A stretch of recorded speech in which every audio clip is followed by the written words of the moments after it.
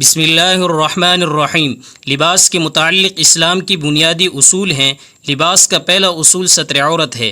مذکورہ آیت میں لباس کا پہلا مقصد یہ بیان فرمایا کہ وہ تمہاری پوشیدہ اور شرم کی چیزوں کو چھپا سکے۔ سوآت کے معنی وہ چیز کے ذکر کرنے سے یا جس کے ظاہر ہونے سے انسان شرم محسوس کرے، یعنی ستر عورت مراد ہے۔ تو گویا لباس کا سب سے بنیادی مقصد ستر عورت ہے۔ اللہ تعالیٰ نے مرد اور عورت کی جسم کے کچھ حصوں کو عورت قرار دیا ہے، یعنی وہ چھپانے کی چیز ہے۔ وہ ستر عورت مردوں میں بھی ہے اور عورتوں میں بھی ہے۔ مردوں میں ستر کا حصہ جس کو چھپانا ہر حال میں ضروری ہے وہ ناف سے لے کر گھٹنوں تک کا حصہ ہے۔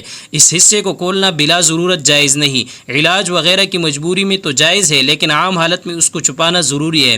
عورت کا سارا جسم سوائے چہرے اور گھٹنوں تک ہاتھ کے سب کا سب عورت ہے اور ستر ہے، جس کا چھپانا ضروری ہے اور کھولنا جائز نہیں۔ لہٰذا لباس کا بنیادی مقصد یہ ہے کہ وہ شریعت کی مقرر کی ہوئے ستر کے حصوں کو چھپا لے۔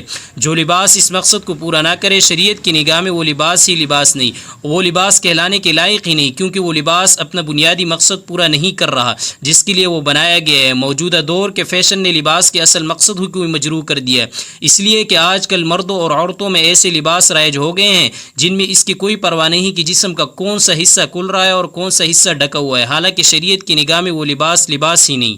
لباس کا دوسرا مقصد زینت اور خوبصورتی۔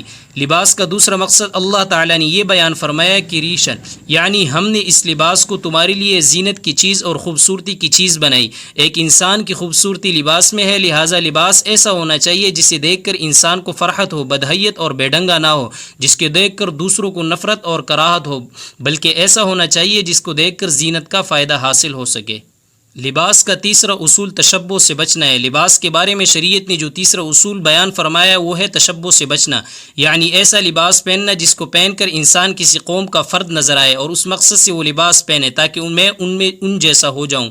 اس کو شریعت میں تشبہ کہتے ہیں۔ دوسرے لفظوں میں یوں کہا جائے کہ کسی غیر مسلم قوم کی نقالی کی نیت سے کوئی لباس پہننا، اس سے قطع نظر کہ وہ چیز ہمیں پسند ہے یا نہیں، وہ اچھی ہے یا بری، لیکن چونکہ فلاں قوم کی نقالی کرنی ہے، بس ان کی نقالی کے پیش نظر اس لباس کو اختیار کیا جا رہا ہے، اس کو تشبہ کہا جاتا ہے۔ اس نقالی پر حضور اقدس صلی اللہ علیہ وسلم نے بڑی سخت وعید ارشاد فرمائی ہے۔ چنانچہ ارشاد فرمایا من تشبہ بقوم فہو منہم، یعنی جو شخص کسی قوم کے ساتھ تشبہ اختیار کرے، اسی کی نقالی کرے اور ان جیسا بننے کی کوشش کرے تو وہ انہی میں سے ہے، گویا کہ وہ مسلمانوں میں سے نہیں، اسی قوم کا ایک فرد ہے، اس لیے کہ یہ شخص انہی کو پسند کر رہا ہے، انہی سے محبت رکھتا ہے، انہی جیسا بننا چاہتا ہے، تو اب تیرا حشر بھی انہی کے ساتھ ہوگا۔ اللہ تعالیٰ محفوظ فرمائے۔ لباس کا چوتھا اصول تکبر اور بڑائی سے اجتناب۔